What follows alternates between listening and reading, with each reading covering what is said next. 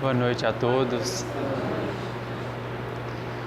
Que possamos desde já nos sentir amparados por Jesus, cujo pensamento sempre se faz presente nos lares cristãos, que buscam de boa vontade compreender as leis divinas. Ele está sempre presente, nos amparando. Que Ele possa nos sustentar e trazer para cada um que está presente as lições, nem tanto pelas palavras, mas pelos sentimentos que a gente necessita para a nossa jornada. Essa noite eu gostaria de fazer algumas reflexões sobre uma prece que nós oramos muito, que é a oração do Pai Nosso. Essa prece ela é cheia de peculiaridades, ela tem uma história especial, porque ela foi feita pelo próprio Cristo. Por isso que ela tem um nome de oração do Senhor ou oração dominical. A palavra dominical, tem raiz em Senhor. E ao longo dos anos ela acabou se tornando uma liturgia de vários movimentos religiosos, especialmente os cristãos. Então a gente desenvolveu o hábito de orá-la, até rezá-la mesmo, como uma coisa bem sequencial, e a gente perdeu um pouco a capacidade de sentir o que ela está querendo nos dizer. E isso nós precisamos refletir um pouco, porque Jesus não era um espírito comum, como nós sabemos. Ele traz uma evolução espiritual que supera a de todos nós, muito, muito e muito. Como João disse no início do seu evangelho, no princípio era o Verbo, e o Verbo era Deus, e o Verbo estava com Deus. Sem Ele, nada do que foi feito se faria. Ele estava se referindo a Jesus, que no princípio deste globo estava presente como Cristo, já conhecendo a cada um de nós, cada um dos espíritos que seriam criados por Deus para que habitarem. Então Ele traz muitas lições para nós. E uma prece que um Cristo faz é algo que a gente precisa prestar atenção do que ela traz. E essa prece, conforme nós a conhecemos, ela está no Evangelho de Mateus, no capítulo 6, que é ali no contexto do Sermão da Montanha. Depois das lições do capítulo 5, tem várias outras, ele abrange três capítulos do Sermão da Montanha. E no capítulo 6, Jesus traz algumas orientações sobre a prece, como ela deve ser, e depois ele dá um exemplo com a oração do Pai Nosso. Essas orientações que Jesus trouxe antes de iniciar a prece são muito interessantes. A primeira ele diz assim: não oreis como fazem os fariseus nas praças ou nas esquinas para se tornarem evidentes perante os homens, porque eles são hipócritas. Em verdade, busquem o seu quarto interior, recolham-se no seu quarto interior, tendo fechado a porta, orem em segredo, porque o seu Pai, que vem em segredo, vai ouvir as suas preces. Foi a primeira orientação dele. Para não fazer com que a prece ou qualquer manifestação religiosa se torne um instrumento para sustentar aparências, reputações, como infelizmente ainda hoje é utilizado. E naquela época do Cristo era muito. Os fariseus eram uma elite religiosa e eles se sustentavam com as suas vantagens em razão de parecerem santos. E isso era importante para eles. Então ele diz, não usem da prece dessa forma. Recolham-se. E é interessante que ele fala, recolham-se no seu quarto interno. Naquela época as casas não tinham quartos, cômodos, como as casas de hoje têm. Então era simplesmente um cômodo só, uma casa de um cômodo só, em que tinha algumas divisões, não com paredes e portas. Então quando ele falou quarto, não era naturalmente um quarto como nós conhecemos hoje, era um sentido simbólico. Todos que ouviram ele falando compreenderam que ele estava querendo dizer num sentido de recolhimento, que nós devemos nos recolher para fazer a prece. Que ela, sendo um ato de intimidade com Deus, nós precisamos abaixar o volume dos nossos desejos, das nossas ocupações da terra, para tentar nos comunicar com Ele, que é transcendente. Por isso que essa orientação do recolhimento. A segunda orientação que ele traz também é interessante. Ele diz que que não devemos utilizar muitas palavras na prece, fazer um palavrório excessivo, porque Deus conhece de antemão as nossas necessidades. Ele diz, não façam como os gentios, né, que oram falando aquele tanto de coisa. Naquela época, os estrangeiros, né, os não-judeus, que tinham muitas divindades, quando eles faziam prece, eles tinham meio que agradar a divindade. Então, eles falavam um monte de coisas, um monte de títulos, homenageava, ficava falando aquele tanto de coisa, achando que, amaciando o ego daquela divindade, ela iria atender, né, ao que eles estavam pedindo. Então, era comum naquela época essa oração muito cheia de palavras. Ele está dizendo, não é necessário, porque Deus conhece as suas necessidades. E ele falando isso é até curioso, porque se Deus conhece as nossas necessidades, qual seria a função da prece? Porque para nós, no grau evolutivo que a gente se encontra, ela tem a característica principal de pedir. Até a palavra prece está relacionada à origem etimológica com pedir. Se ele já conhece as nossas necessidades, será que devemos ou não pedir? Qual a função da prece?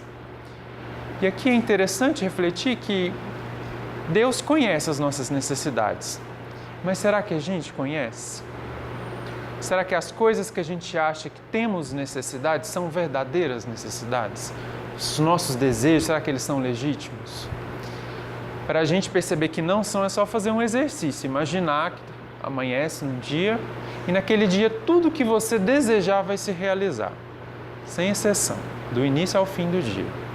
Esse dia seria catastrófico, porque a gente quer um tanto de coisas contraditórias ao mesmo tempo. Quero isso, quero aquilo outro, quer coisas que a gente até não compreende o peso que ela traz e fica pedindo. Então, se os nossos desejos se realizassem sempre, a nossa vida seria muito difícil. Por quê? Porque a nossa vontade ainda não está conformada com as leis de Deus. Por isso que essa orientação de Jesus é interessante. Deus conhece as minhas necessidades. Então eu utilizo a prece para que eu também conheça. Para que eu, no silêncio, no recolhimento, eu passe a compreender um pouco do que necessito. Emmanuel traz uma imagem bonita sobre isso. Ele diz que a prece é como você acender uma vela, né, uma luz, num quarto todo bagunçado, desorganizado. Antes estava escuro, você estava naquele quarto. Fazendo a prece é a luz. O quarto, depois da prece, com a luz, ele não deixa de ser desorganizado. Ele não deixa de ter todas as características de insalubridade, de falta de higiene que ele tinha. Só que ao fazer a prece, ao iluminar o quarto, nós passamos a perceber onde está a sujeira, onde está o problema. E aí nós temos recursos para limpar o quarto. Aquele que não faz a prece, ele vai deixar de estar no quarto? Nesse mundo íntimo? Não deixa. Não é possível, né, nos ausentarmos de si mesmos. Só que se ele não compreende de onde vem a insalubridade, de onde vem aquelas coisas que lhe fazem mal, ele não consegue tirar da vida dele. Então essa imagem de Emmanuel é interessante. A prece tem essa função, né, de ampliar a nossa visão espiritual para aquelas coisas que realmente são necessárias para ser feitas. Um pouco relacionado com essa orientação de Jesus. Depois dessas duas orientações gerais, aí ele inicia a prece. Ele diz assim, orar então assim, né? Porque os discípulos tinham pedido para ele dar um exemplo. Porque ele deu muitos ensinamentos, falou de muitas coisas, eles queriam que o Cristo orasse com eles, para que eles entendessem, né, na prática o que ele estava querendo dizer. E um primeiro ponto da oração do Pai Nosso, talvez passe despercebido por nós, é de que Jesus escolheu não orar em hebraico, mas em aramaico. O que isso significa? Naquela época, o judaísmo tinha uma língua litúrgica, que era o hebraico. Então, eles faziam todos os serviços religiosos no hebraico. Só que era uma língua que a maioria das pessoas, na época do Cristo, não conheciam mais. Porque eles foram deslocados para a Babilônia, passaram muito tempo no cativeiro, a língua se modificou, eles perderam o conhecimento do hebraico clássico, que é aquele das Escrituras, né? Os textos bíblicos que a gente tem hoje do Antigo Testamento estão nessa língua, hebraico antigo. E aí ele opta por rezar no aramaico, que era a língua que todo mundo falava. Todo mundo, os comuns, era a língua diária. Isso já é um sinal, algo que Jesus está querendo nos dizer. Com isso, ele elimina o costume ou a necessidade de que haja uma língua sagrada. No cristianismo não há língua sagrada. Então, a oração do Pai Nosso está traduzida em todos os idiomas para onde a mensagem cristã foi parar. A Bíblia, as liturgias cristãs, todas estão na língua comum do povo. Pelo menos hoje, né? Teve uma época que era o latim, mas hoje está na língua comum. Naquele momento, por causa desse gesto de Jesus, a gente hoje tem a liberdade de experienciar a religião sem ter que aprender uma língua sagrada. Porque ele estava dizendo, não há língua sagrada para Deus que não seja a do sentimento. Porque as línguas da terra são coisas passageiras que a gente cria para nos comunicar. Então tem muitas línguas nesse planeta e em outros planetas, outras tantas línguas. Se existisse uma que era especial, aí não teria um problema. Porque se Deus é Deus do universo todo e ele só entende uma língua só, aí seria apenas um povo capaz de se comunicar com ele. Então é uma forma do nosso egoísmo, de imaginar que isso seja assim. Jesus eliminou orando no aramaico, que era a língua comum dos galileus, né, da Palestina. Aí ele inicia a prece. Ele diz assim, Pai nosso que estais nos céus. A prece ela tem 8 sentenças, uma é esse que ele inicia, um louvor a Deus, 3 pedidos de natureza vertical, né, em direção a Deus, a nossa relação com o Pai, e 4 pedidos em relação à nossa vida diária. Essa é a estrutura da prece da oração do Pai Nosso. Mas ele inicia, Pai Nosso. Esse início da prece, Jesus já provocou novamente uma profunda mudança. Porque naquela época, Deus, e se nós formos buscar as escrituras judaicas, por exemplo, o Antigo Testamento, até muitos perdem a fé quando vão ler o Antigo Testamento, porque o Deus que está lá é um Deus meio difícil de se relacionar com ele. Ele inspira medo, ele às vezes é vingativo, complicado de se relacionar. Então, quando nós temos essa noção do Deus, e era o que eles tinham naquela época, um Deus que se vingava, que era carrasco, que punia. Essa era a ideia que se tinha de Deus naquela cultura. Diante de um Deus assim, o que eu devo fazer? Eu devo temê-lo. Tanto que o temor de Deus era uma virtude religiosa. Ainda hoje é. Jesus muda isso, escolhendo uma forma de se dirigir a Deus. Pai Nosso. Porque os judeus também tinham muitas formas de se dirigir a Deus. Eles não podiam falar o nome de Deus, por causa daquela vedação de não useis o nome de Deus em vão. Então, eles não pronunciavam, né? Tem uma palavra em hebraico que, segundo eles, é o nome de Deus. Uma palavra que só tem consoantes. Que quando a gente põe vogal, vira Yahvé, né? Às vezes as escrituras falam. Mas ela, no princípio, ela só tem consoantes justamente para que a gente não pronuncie, né? Essa eles não usavam. E eles usavam várias outras. Então, chamava Deus de Altíssimo, de Eterno, de Temível, de Todo-Poderoso, de Rei. Mas de Pai era pouco. Usavam também, mas era bem menos. E aí Jesus vai lá, nas formas de referir a Deus, escolhe essa. E é curiosa a palavra que ele utiliza uma palavra que não é nem pai, é papai, que é a palavra Abba. E até os evangelistas, quando escreveram os evangelhos em grego, manteram a palavra aramaica Abba no texto. Porque eles queriam que a gente se lembrasse que Jesus se referia a Deus como papai. Já demonstrando uma relação íntima que a gente deve ter com o nosso Criador. Porque depois do Cristo, Deus passa a ser amor. Um amor incondicional. Por isso que ele utiliza a noção de pai. Só que o pai, que é nosso pai que é Deus, ele não é um pai como os da terra.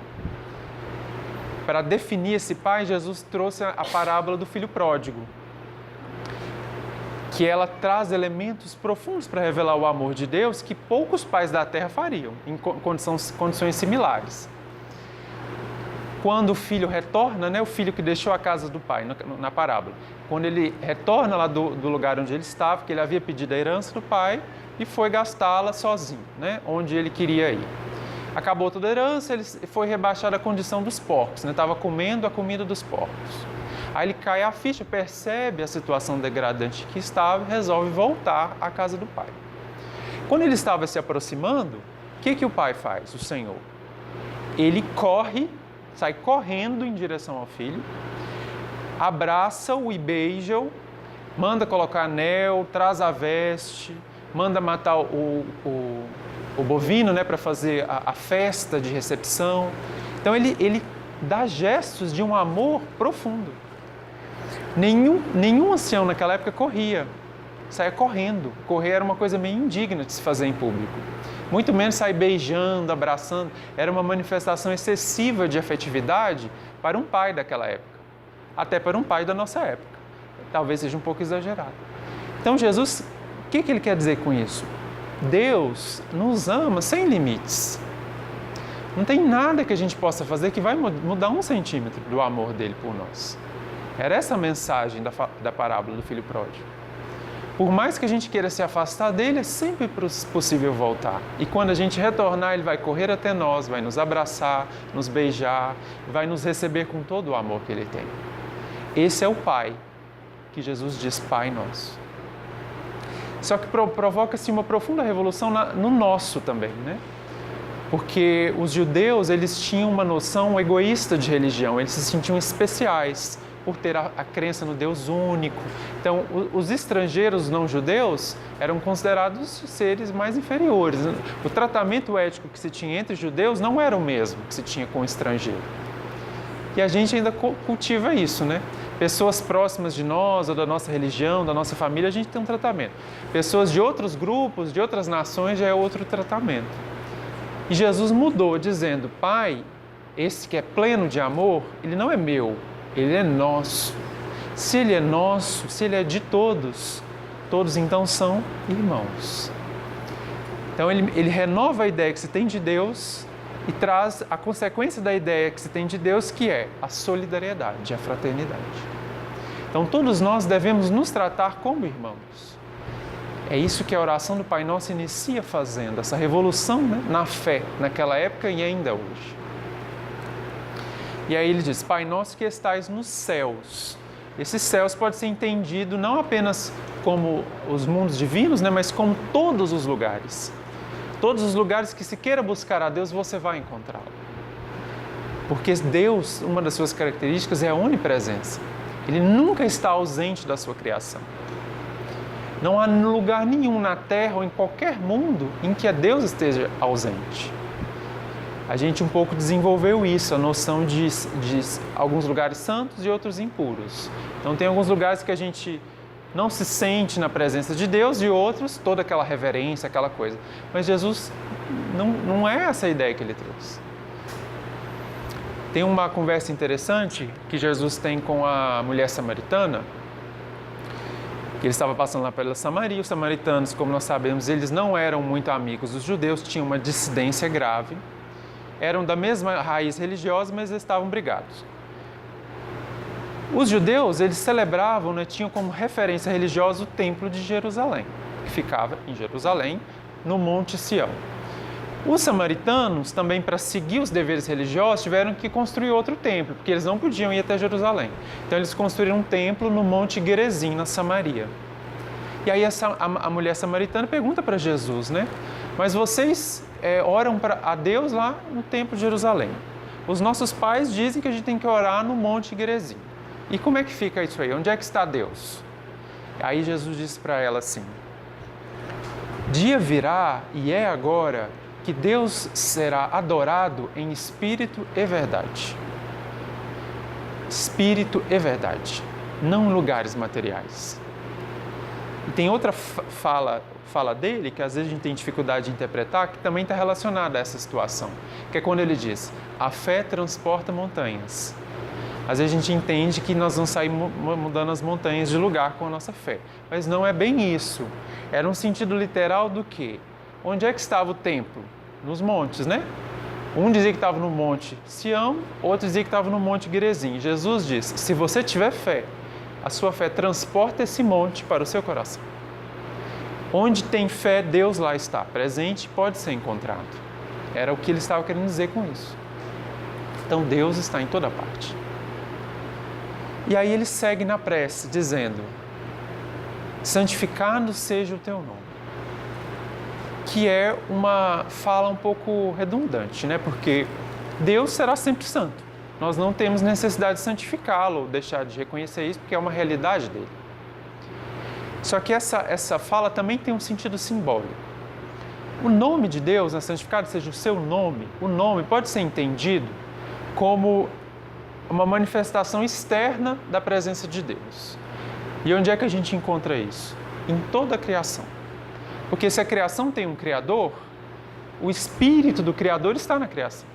Então, quando um artista pinta um quadro, né, que a gente arremata por milhões, por quê? Qual que é a diferença desse quadro em relação aos outros? Porque o espírito daquela pessoa está naquele quadro. Aquela pessoa que era tão especial, tão valorosa, tão sensível, fez aquela obra. Em razão dela ser tão grande, a obra dela é tão valiosa. Porque o Criador coloca algo de si nas suas criações. Então, nós encontramos Deus na sua criação. Santificar o nome de Deus, santificar, é reconhecer a presença de Deus na criação. A palavra santificar, em algumas línguas, né, santo, ela tem a mesma raiz de inteiro ou integral. No inglês é assim, é até a mesma pronúncia. Holy significa inteiro, pode significar santo também. Holy Spirit.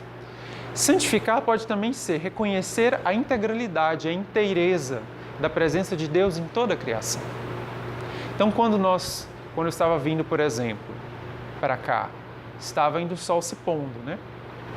Gosto do horário de verão por causa disso, porque os dias ficam mais longos e a gente tem a oportunidade de testemunhá-los acabando, apesar de eles amanhecerem meio escuros. E aí vindo aquele espetáculo, né? Que é sempre o pôr do sol. Aquela luz diferente, as árvores balançando, o vento, as flores. Quando nós olhamos a criação de Deus, sem a nossa interferência humana, né, que estraga as coisas, a gente encontra Ele fácil. Não precisa de toda essa parafernália religiosa que a gente aprontou para encontrar Deus. Em qualquer lugar da sua criação Ele está disponível. Divaldo conta uma história interessante, quando ele estava fazendo suas conferências na Europa, eu acho que na Espanha, um lugar por lá, e aí ele estava passando, ou na Holanda, ele estava passando num campo. A pessoa estava levando ele até o local da palestra. E era um campo de determinadas flores, eu não me recordo qual era a flor. E aquela flor era super comum naquela região da Europa. Cheio de flores, aquela coisa maravilhosa. O motorista passava ali sempre, nem via mais as flores. E Divaldo ficou muito impressionado, estava meio atrasado, mas ele pediu para o motorista que ele pudesse descer, que ele queria ver as flores. Aí o motorista acha aquilo muito estranho, porque era uma flor muito comum, né? Seria tipo para nós essa que a gente arranca, né? Que a gente considera erva daninha. Lá estava espalhado. E aí Divaldo, testemunhando aquilo, sentindo profundamente sensibilizado, Joana diz para ele assim, para ele reconhecer, né, dar valor às flores, porque as flores são a assinatura de Deus na sua criação. E aí ele sente, né, aquela coisa toda, porque é algo profundo, né? Quando nós temos essa relação com algo tão sensível e às vezes tão banal quanto uma flor. E ali está uma beleza, uma sutileza, uma espiritualidade profunda que você não encontra em nenhuma igreja, em nenhum templo, em nenhuma casa espírita. Porque a criação de Deus é santa por si só. Então essa orientação de Jesus para nós na prece é dizendo, vocês que são filhos dele, santifiquem a presença de Deus onde estão, porque vocês, onde o buscarem, vão encontrar. Ele está presente na criação infinita. Depois ele diz, venha o teu reino. Ou a gente às vezes fala, venha a nós, né? Venha a nós o vosso reino. Mas na Bíblia mesmo, nos textos originais, está só venha o teu reino. Essa questão do reino de Deus também é muito interessante, porque Jesus falava muito nesse reino. Tem assim várias parábolas que ele está falando no tal do reino. Que vai vir o reino de Deus é como a semente mostarda, é como um campo em que tem um tesouro escondido, ou aquele que joga a rede para pegar peixe. Então tem várias parábolas falando do reino de Deus. E os discípulos naquela época entendiam que o reino de Deus era uma coisa que vinha de forma exterior, né? Um reino mesmo. Então um rei com seus soldados, a burocracia, a autoridade, toda a pompa, eles achavam que seria assim. Eles achavam que Jesus de repente ia baixar com toda a sua glória, submeter as autoridades do mundo e instaurar o reino de Deus na terra. Foi por causa dessa ilusão que Judas entregou Jesus. Porque Judas achou que o reino era isso, acreditava que seria dessa forma, achou que Jesus estava muito lento, falou, não, vamos resolver de um jeito diferente. Acabou dando o que deu. Porque o reino de Deus não é assim. E Jesus disse em algumas partes.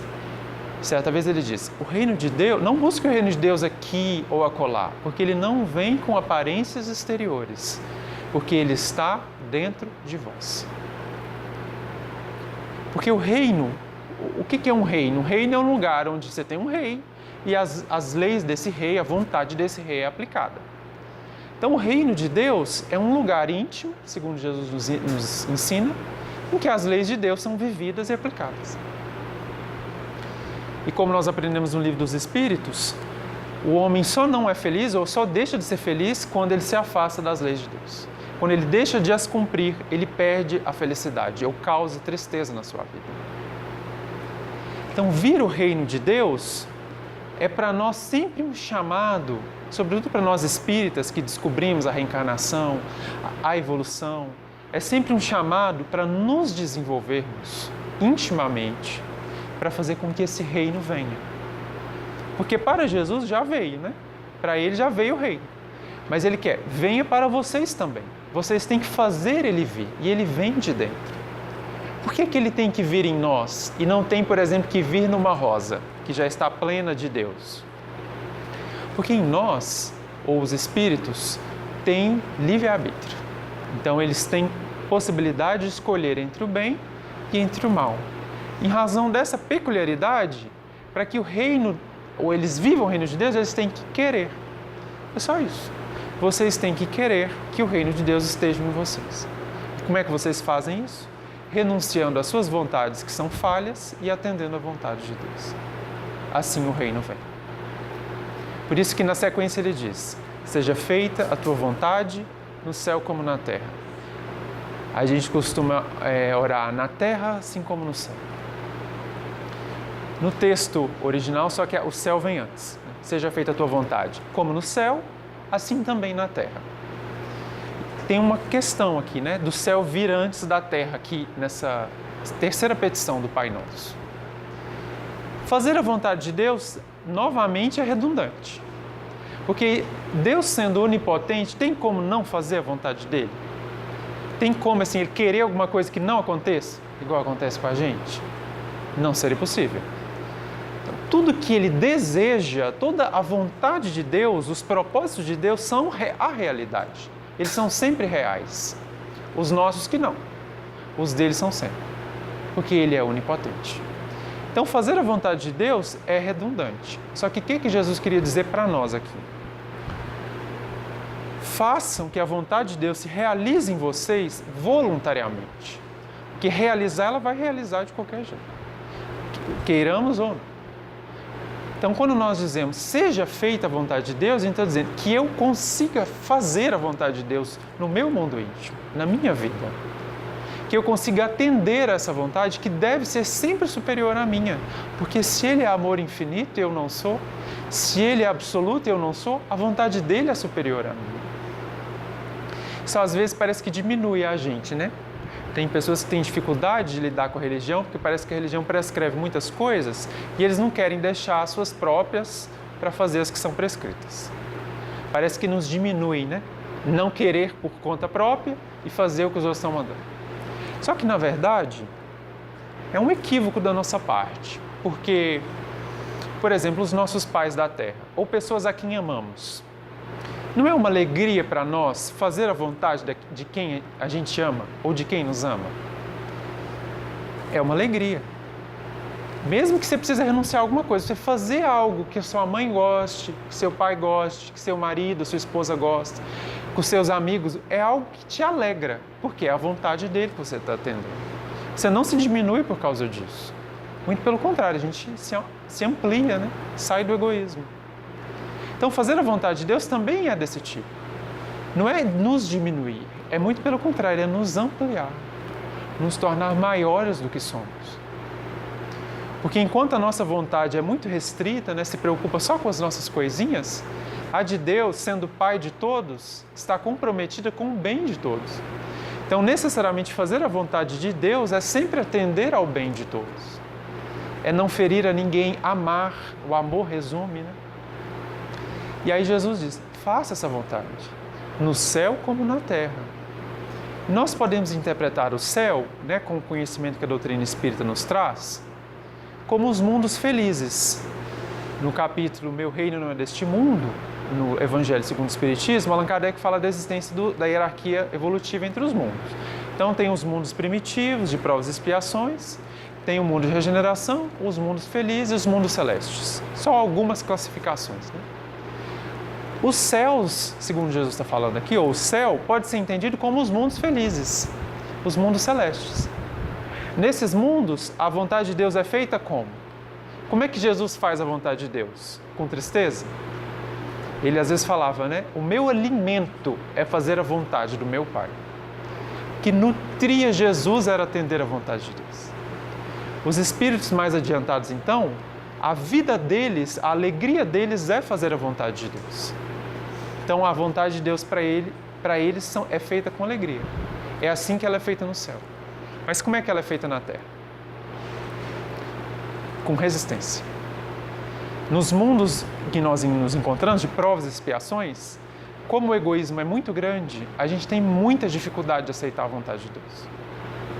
Às vezes ela nos conduz por provações, por expiações dolorosas, a gente rejeita, a gente se debate, perde a fé, vira aquela confusão. A vontade de Deus não vai deixar de ser feita, só que ela é feita em nós com sofrimento. Então Jesus está dizendo, vamos fazer a vontade de Deus aqui igual é feita lá nos mundos felizes, com alegria. Com alegria, porque a vontade dele traz felicidade para todos. Então essas 3 primeiras petições da oração do Pai Nosso já traz uma profunda mudança da forma como nós nos relacionamos com Deus. Todas elas trazem deveres da criatura ou do filho para com o Pai Celestial. Só que depois Jesus acrescenta outras 4. Sabendo, né, das nossas necessidades, o nível em que nos encontramos, ele as acrescentou. A 4ª começa assim: o pão nosso de cada dia, dá-nos hoje. Essa petição, ela tem um problema de tradução, porque a palavra diário, o pão de cada dia, o pão diário, é uma palavra que o evangelista utilizou, que em grego ele inventou a palavra. Ele não tinha uma que ele queria se expressar, ele inventou uma. Às vezes a gente faz isso, né? Neologismos. Então ele inventou uma palavra para se referir a essa questão do pão. E aí a gente não sabe o que ela significa. Então as traduções são muito variantes. As que a gente mais usa é pão de cada dia. Só que tem uma outra muito interessante, que é a tradução que os cristãos árabes utilizam. O pão que não se acaba. O pão nosso que não se acaba, dá-nos hoje. É assim que eles oram. E é interessante pensar assim, porque o pão, para nós, é tudo aquilo que nutre, aquele alimento, aquele recurso da providência divina que nós precisamos para avançar. Só que eles oram, o pão que não se acaba. Né? Então, necessariamente, não é o pão material, né? Porque o pão material, você o consome, ele acaba. Existe algum pão que não se acaba? No nível que a gente se encontra, materialmente, não. Mas, num sentido simbólico, existe um. Às vezes, Jesus se referia ao pão espiritual. Até a Igreja Católica, no rito da Eucaristia, da comunhão, do pão, do vinho, tem essa conotação também. Porque Jesus se referia a Ele mesmo como o pão da vida. O pão espiritual. Era o próprio Cristo. Então, nós podemos entender esse pedido do pão que não se acaba como um pedido para que Deus nos conceda a força para viver a boa nova do Cristo, que é o seu Evangelho. O que Jesus trouxe de vida, na sua própria vida para nós, é um pão que não se acaba. Porque o Evangelho, ele resume a vida moral das criaturas nos mundos felizes. Então, se você quiser saber como é que é o mundo feliz, só você imaginar um lugar em que todo mundo siga todas as orientações de Jesus no seu Evangelho. Perdoe, ame, tudo aquilo que está dizendo lá, um lugar que todo mundo faz isso, é um mundo feliz. Existe muitos. Na verdade, a maioria dos mundos no universo infinito são mundos felizes. Quando Jesus fala da parábola da ovelha perdida, né? Felizmente é só uma que está perdida, né? Então tem 99, uma está perdida e o pastor vai buscá-la. Os mundos como a Terra são minoria. Porque as criaturas se desenvolvem e depois ficam nos mundos felizes. Ninguém tem interesse de ficar num mundo como o da Terra, onde há o sofrimento.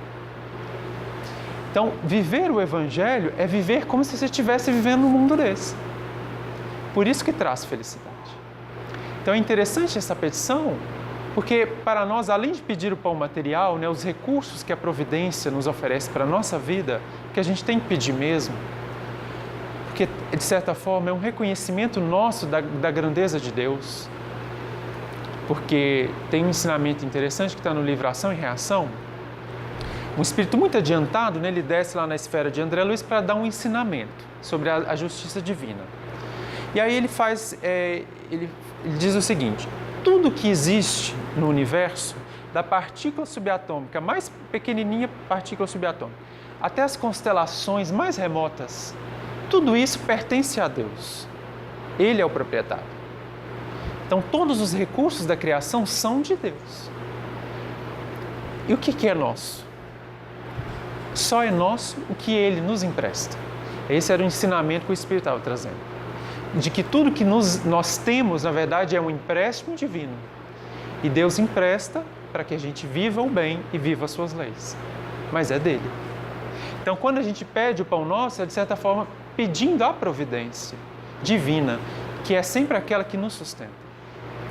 Não existe nada que cada um de vocês tenha ou tenha perdido que não seja de Deus. E se nós temos essas coisas que nós temos hoje, inclusive o corpo, é porque Ele permitiu que nós tivéssemos. Então é uma coisa de se lembrar, que às vezes a gente se sente proprietário das coisas aqui e fica egoísta, né? Não quer compartilhar com ninguém, acha que é só seu. Mas no princípio, ou desde sempre, pertence a Deus. Esse era o ensinamento que um pouco essa petição traz, de pedir o pão nosso de cada dia. E aí depois ele traz outras 3. A que vem na sequência é uma, assim, talvez das mais urgentes e que talvez passe muito despercebido na nossa vida diária. Quando ele diz: perdoa as nossas dívidas, como também, ou assim como, perdoamos os nossos devedores. O que Jesus estava querendo ensinar aqui? O perdão é aquela coisa mais urgente na Terra. Por quê? Porque o perdão é a postura da criatura, a única postura da criatura que tem o poder de aniquilar o mal. Então, quando alguém te faz o mal, a única forma que você tem de eliminá-lo, de não permitir que aquele mal se alastre, siga adiante, é com o perdão. Quando nós reagimos sem o perdão, o que a gente faz? Tinha um mal de um tamanho, a gente aumenta esse mal. Por isso que a Terra está na situação que nós nos encontramos, tanta dificuldade, porque o perdão aqui está muito ausente. Talvez a maior dificuldade nossa seja perdoar os ofensores ou as situações difíceis que aconteçam na nossa vida. E a gente guarda mágoas, guarda rancores, o mal segue conosco. Por isso que ele recomendava. Só que é curioso ele dizer: perdoa, pede o perdão na medida em que perdoa. Ele estava querendo nos ensinar: vocês só serão perdoados ou só viverão o perdão em seus corações na medida em que perdoarem os seus irmãos. E ele deu o testemunho, né? Porque ele não tem lição nenhuma de Jesus que ele não tenha vivido. E essa especificamente ele viveu com áreas de extremismo, né? Na crucificação até o fim, perdoando a todos. E uma das frases finais dele foi: Pai, perdoa-lhes, porque eles não sabem o que fazem. Então, um coração que já estava conectado a Deus, já sabia que a única força eterna é a do bem. Então, diante daquele mal transitório que ele estava vendo acontecer, ele roga o perdão. Ele expande o perdão naqueles corações. E é algo que a gente deve fazer. E é só fazendo com os outros que a gente consegue pacificar o nosso coração. Quando a gente traz muitas culpas de muitos erros que fazemos, como é que a justiça divina faz para reparar os nossos erros? Ela muda os papéis, né? Então, no passado você foi ofensor em determinada situação, hoje você vai experienciar a situação de vítima, de ofendido. Ao fazer isso, a justiça divina quer que a gente compreenda o mal que nós um dia fizemos para o outro, sentindo esse mal em nós. E aí como é que a gente se desvincula desse mal? Perdoando. Se não perdoamos, o que acontece? Passa essa experiência, vem uma próxima que você volta à condição de ofensor e repete o mal. Então, quando a gente não perdoa, o que acontece? A gente fica repetindo os mesmos erros, encarnação atrás de encarnação.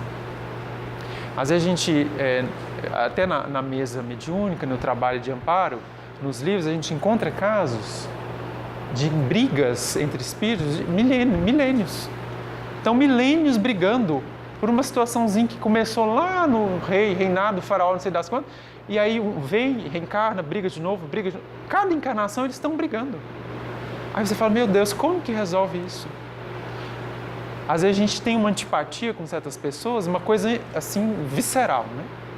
Por quê? É coisa acumulada. Ou às vezes uma simpatia, né, muito grande também. É amor acumulado. Porque vivendo para a eternidade a gente vai acumulando, para o bem ou para o mal. Quando nós perdoamos, a gente elimina esse mal. E aí tem um ensinamento interessante de Jesus, quando Pedro pergunta assim para ele. Pergunta não, ele queria se exibir, na verdade, né, Simão Pedro? Quando diz assim para Jesus, Mestre, até quantas vezes devo perdoar? Até 7 vezes? Né? Dando uma de, nossa, até 7 vezes? E aí Jesus responde para ele aquela frase que a gente conhece muito. Não te digo que 7, mas 77 ou 70 vezes 7. Essa fala de Jesus também é simbólica. Não é uma questão matemática de 490 vezes, né? Porque se fosse na 491, você já estava liberado para descer, né, a lenha no infeliz. Mas não é bem isso. Naquela época, permita-me contar uma história, existia uma história popular, um conto, como a gente tem muitos, né, que a gente conta para as crianças, todo mundo conhece. Naquela época tinha um, que está no livro de Gênesis. O livro de Gênesis, na verdade, apesar de ele ser o primeiro da Bíblia, ele foi um dos últimos a serem escritos, porque ele reúne vivências orais da cultura daquele povo. Então, você sabia uma história, outro sabia outra história, reuniu no livro de Gênesis. Tem tanta história lá. É quase um folclore da cultura hebraica. Tem uma história lá específica, que é o caso de Caim e Abel. Vocês lembram? Então, são filhos de Adão e Eva, né? Primeiro nasceu Caim, depois nasceu Abel. O Caim, ele era agricultor, ele cultivava o solo. E o Abel era pastor de ovelhas. Aí chega uma determinada situação, eles dão uma oferenda a Deus, dos seus frutos, do seu trabalho. E Deus gosta mais da oferenda de Abel, e não gosta tanto da de Caim. Aí Caim sente uma inveja pelo irmão. Ele se sente preterido e provoca a morte de Abel.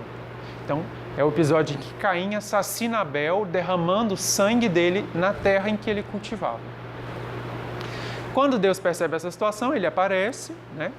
E aí ele identifica e fala, olha, você que matou o seu irmão, derramou o sangue dele na terra, você estava punindo ele, né? Você está condenado a percorrer a terra, sem retirar dela o fruto.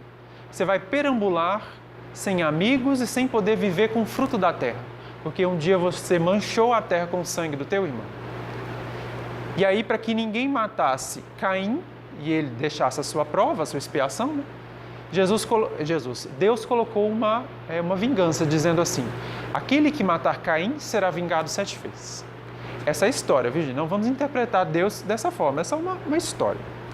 E aí, na sequência, ou seja, a vingança de quem matasse Caim seria 7 vezes. Na sequência, aparece um descendente de Caim, chamado Lameque. E esse Lameque era uma pessoa super tranquila, super legal. Ele diz assim, mulheres de Lameque, ouçam a minha palavra. Matarei um homem por uma ferida e matarei uma criança por uma contusão. Porque se Caim era vingado 7 vezes, Lameque será vingado 77 vezes. Ou 70 vezes, não, era 77 que Lameque diz. O que ele estava querendo dizer? Veja a agressividade, né? Então, quando Moisés vem com olho por olho, dente por dente, a gente acha bárbaro, né? Mas naquela época já era um super avanço. Porque Lameque, por uma ferida, provocava um homicídio. Veja como ele reagia, né, às ofensas, com profunda agressão, maldade mesmo. E todo mundo conhecia a história de Lameque naquela época. Então, quando Jesus falou 77, imediatamente lembrava de Lameque. Falou, então a gente tem que perdoar na medida do mal. Porque Lameque era como se fosse um bicho papão para eles, né? Uma pessoa muito má. Então, quanto mais má você for, o perdão tem que estar à frente. Ele tem que ser 77 vezes, ou 70 vezes 7. Então, ali ele estava querendo dizer, o perdão tem que estar sempre à frente do mal, ele tem que estar sempre à frente. Tem que ser sempre superior. É aquela força que vai eliminá-lo. Por isso que ele diz isso. Devemos nos lembrar. É urgente o perdão. E aí depois ele traz outras duas petições que são muito interessantes para nós, elas estão mais ou menos relacionadas. Primeiro ele diz, não nos deixeis cair em tentação, mas livra-nos do mal, né? Duas falas relacionadas.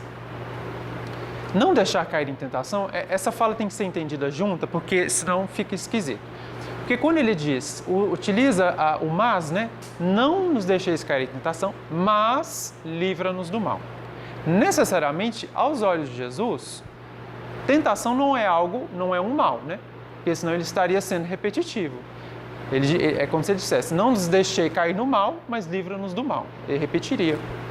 Então, para Jesus, tentação não é algo mal. O mal é quando nós caímos nela e não queremos levantar. Então, por isso que a primeira petição é não nos deixeis cair em tentação. Isso fica claro para nós espíritas, quando a gente aprende sobre a lei de progresso, de evolução, que nós aprendemos uma coisa. Sendo criados simples e ignorantes, a gente só consegue evoluir vivendo, tendo experiências. E necessariamente nas experiências, a gente passa pelo fenômeno da tentação. O que é? É você querer fazer algo, você quer muito fazer algo, mas a sua consciência não está te recomendando. Por isso, ela puxa, ela tenta, ela nos prova. Quando a gente passa por ela, vive a experiência da tentação e supera, aí a gente desenvolve uma virtude. Então a gente lembra sempre do diamante. Para ele adquirir a dureza que ele tem, a firmeza, a capacidade de refletir o brilho, tudo aquilo que o diamante é, ele precisou ser submetido a altas pressões, altas temperaturas no seio da Terra. E aí o carbono, ao longo de milhões de anos, se transforma em diamante. O espírito também é assim. Ele é como se fosse um carbono, simplesinho.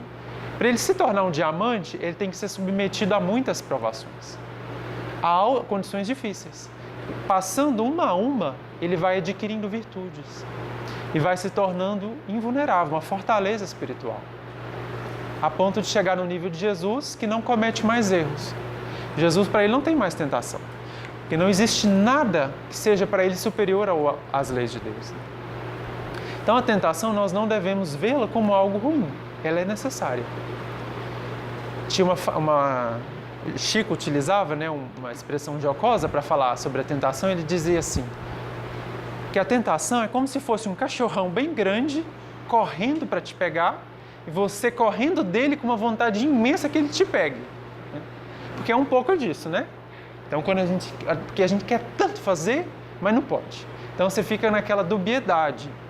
Eu quero muito comer todo esse bolo de chocolate sozinho, mas você fala, não, mas vai dar problema. Então, é a experiência da tentação. Imagem interessante, né? O cachorrão está vindo, ele é grande, ele vai te pegar, eu quero que ele me pegue, mas você está correndo dele, né?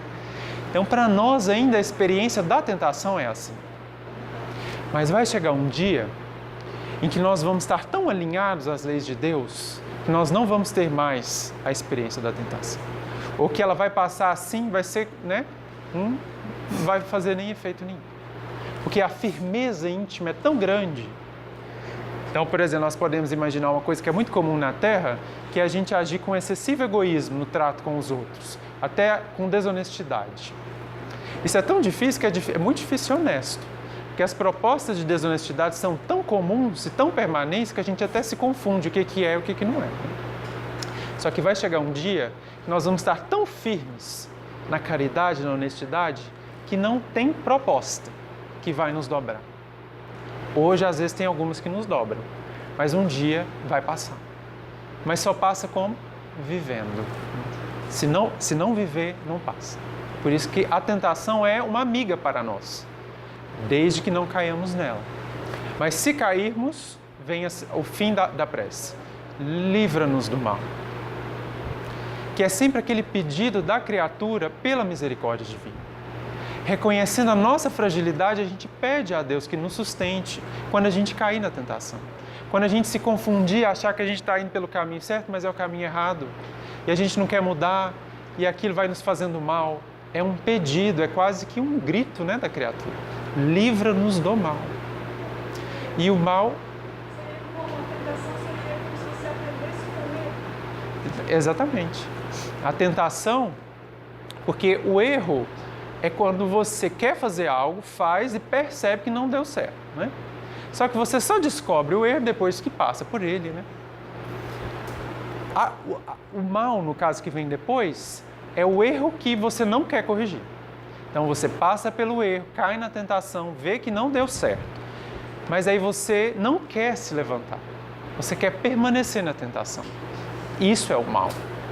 E onde é que esse mal tem origem? No nosso mundo íntimo. Porque com Jesus e com o Espiritismo ficou claríssimo. Não existe demônio, não existe diabo, não existe essa figura que inventaram. O mal que nos faz mal é o nosso, é o que está no nosso coração.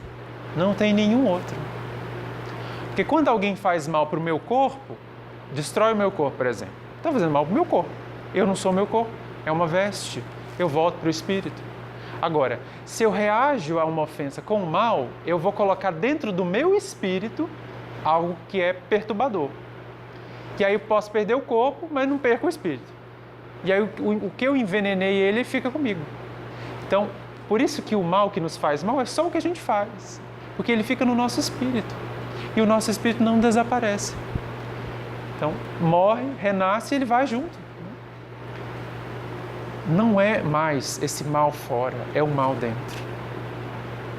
Quem falava isso é Joana de Anjos, né?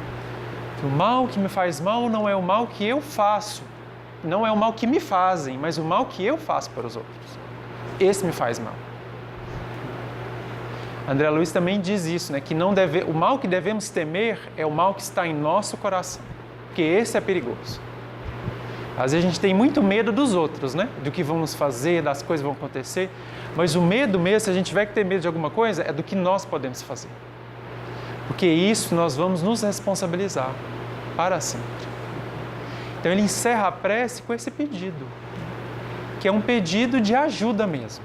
É quase que um SOS da criatura, quando desbanda tudo, ele pede um socorro. Porque Deus, sendo toda bondade, Ele tem a força para nos livrar do mal. E Ele está fazendo isso o tempo inteiro. A gente não percebe, mas Ele está fazendo isso o tempo inteiro. Talvez só quando nós retornarmos ao mundo espiritual, vermos a nossa ficha reencarnatória, tudo que a gente fez de errado no passado, e ver o que Deus nos propôs para expiar, né, para pagar, a gente vai ver como é desproporcional. Como o mal que a gente fez é muito maior do que o mal que nos fizeram, para que a gente pudesse reparar. Porque é a bondade de Deus dando desconto de 95% na dívida para a gente pagar 5%. E Ele faz isso todos os dias. E às vezes a gente não consegue pagar os 5%.